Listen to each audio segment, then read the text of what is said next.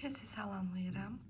Bugün sizinlə dahi Norveç bəstəkarı, görkəmli romantik, pianoçu, dirijor, ictimai xadim, Norveç musiqisinin dünyaya tanınmasında ən böyük nümayəndələrdən biri, Edvard Griegin fortepiano üçün yazılmış yeganə sonatası, mi minor sonatası haqqında danışacaq.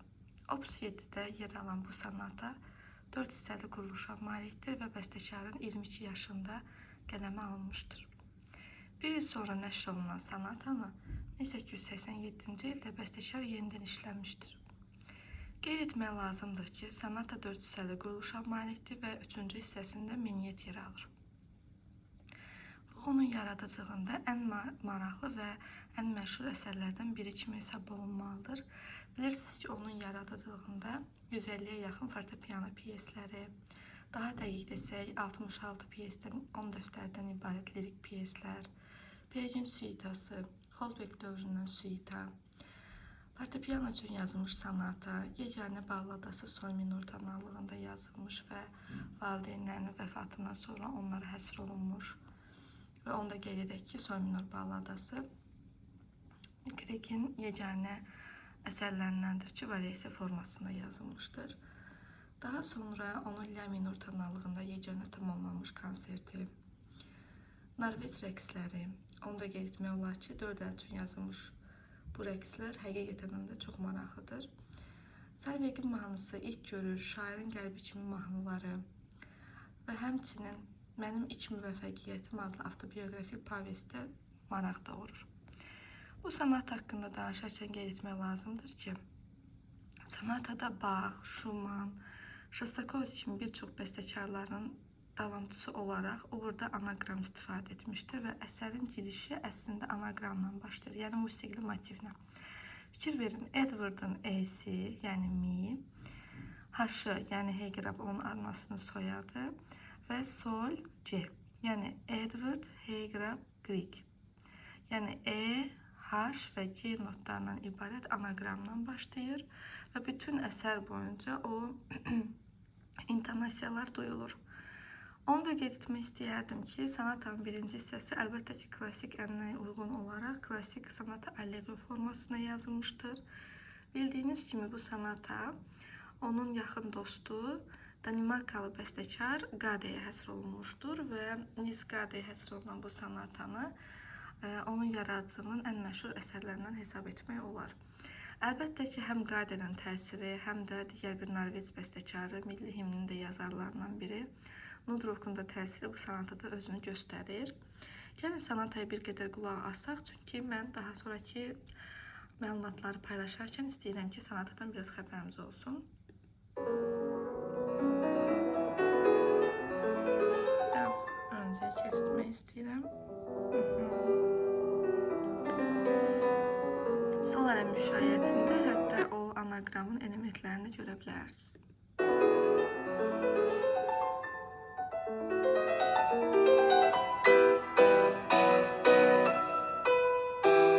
Daha sonra həmin anaqramın əslində oktavalı quruluşa və akordlu quruluşdan daha da zənginləşdiyini görəcəyik. Birinci hissənin ən maraqlı cəhətlərdən biri odur.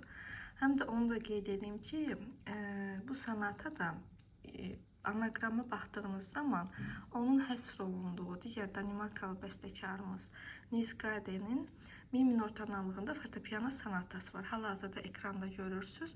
Fikir verin, anaqram nə qədər bənzər. Bu bir hörmət əlaməti olaraq yaradılmışdır.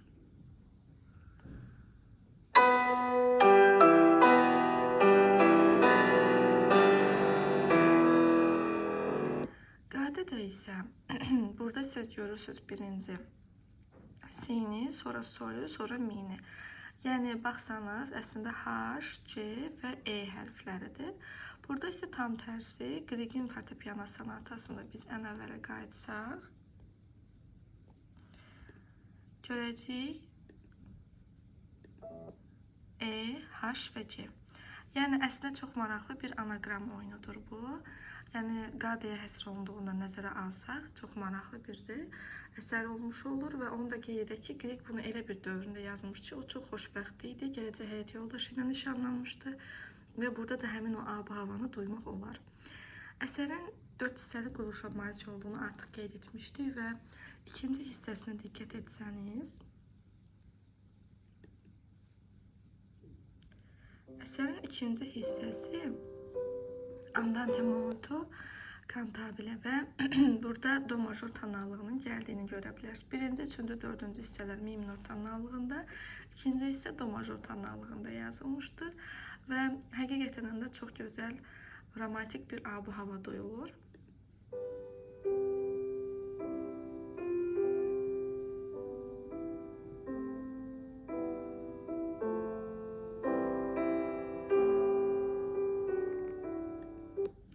Onu da qeyd edək ki, hər nə qədər klassik quruluşa malik olsa da sonata romantik abu-hava ilk notlardan etibarən artıq aydındır bizə. Niyə? Çünki tez-tez yönəlmələri, modulyasiyaların baş verdiyi, xromatizmin zəngin bir formada özünü göstərdiyi, alterasiyalı akordların göründüyü, həmçinin bunlarla yanaşı bizdə lidik, darik kimi bir çox məqamların da istifadəsi, üçüncü hissədə, meniyyətdə və s. Yəni bunlar həqiqətən də romantik abu-havanı bizə hiss elətdirə bilir.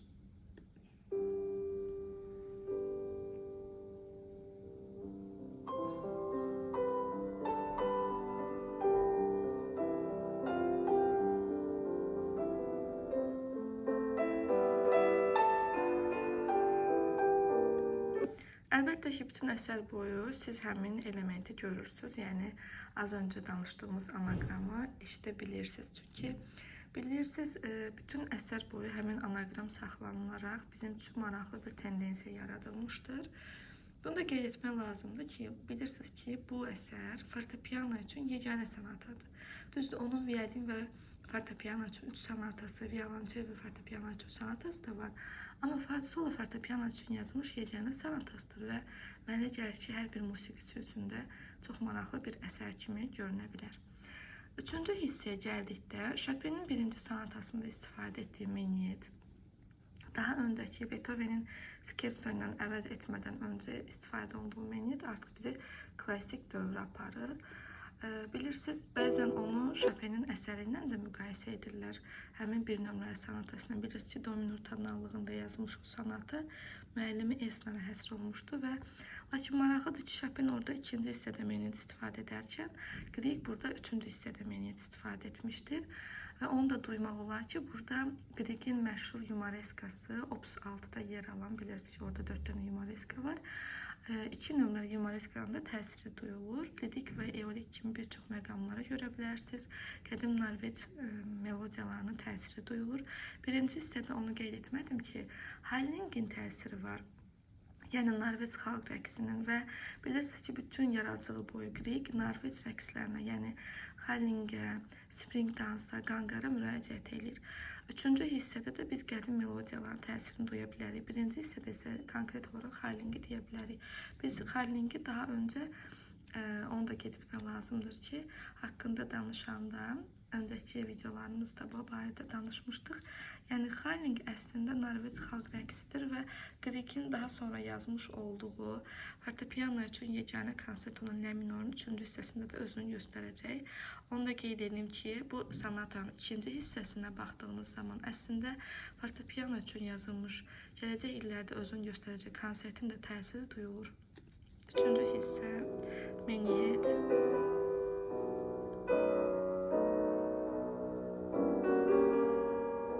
Bir qədər dramatikdir əslində.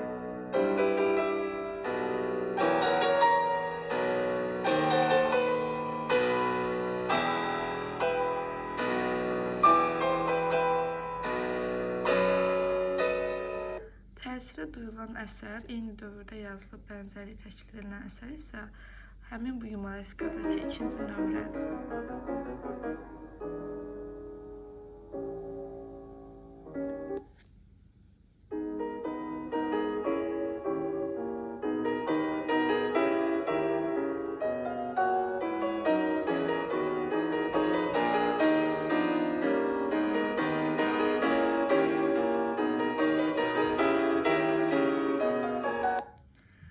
Son olaraq fortepiano konsertinin dördüncü hissəsi haqqında danışmaq istəyərdim. Dördüncü hissə final, yenə mi minor tonallığı görünür və burada finalda sonatanın sonuncu hissəsi artıq yenidən mi minor tonallığının qayıdışıdır. Üçüncü və dördüncü hissə mi minor tonallığında yazılmışdır. Burada da yenə maraqlı haldır ki, birinci hissədə olduğu kimi sonata allegro formasını gördük. Üçüncü hissə menuet idi. Üç hissəli formada ABA formasında yazılmışdı.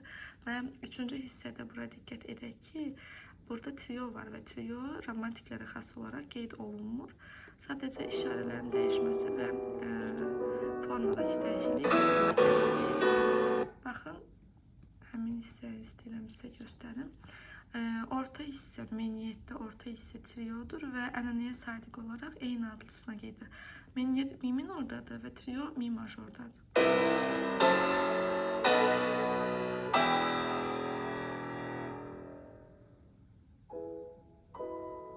Orta hissə trio, major, mi major gəlmişdir.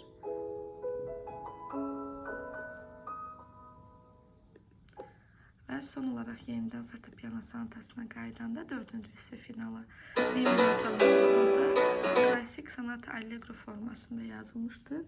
Bu əsəri sonraki illərdə Percy Grainger orkestrləşdirməyi istəmiş, lakin eskiz halında qalmışdır. Lakin üçüncü hissəni son olaraq qeyd etmək istəyərdik ki, üçüncü hissəni Robert Henry Gleiser və bu hissəni orkestrləşdirmişdir. Yəni bütün sonatanı yox, daha çox diqqət etsəz üçüncü hissənin orkestrləşdirildiyini görə bilərsiniz.